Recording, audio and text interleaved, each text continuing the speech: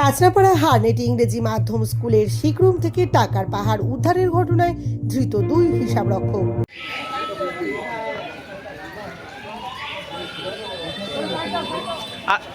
ভাই আর কে জড়িত আছে এই কেসে? আর কে জড়িত আছে এই কেসে? আর কে জড়িত আছে? এই টাকাগুলো কোথায় জানতে পারলে কিছু? কে করেছে? আর এই কেসে আর কে জড়িত আছে অভিক? বীজপুর থানার কাঁচরাপাড়া হারনেট ইংরেজি মাধ্যম বেসরকারি স্কুলের শিখরুমের ফল থেকে 1,77,00,000 টাকা উদ্ধার হয়েছে।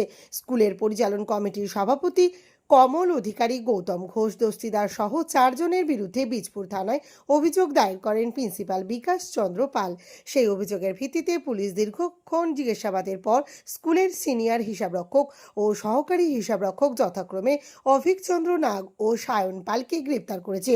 যদিও স্কুল পরিচালন সমিতির দুই কর্তা কমল অধিকারী ও গৌতম ঘোষ দস্তিদারের এখনো পর্যন্ত কোনো হদিশ নেই।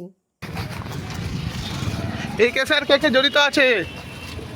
নাম জানেন? কারোর নাম জানেন? কারোর নাম জানেন?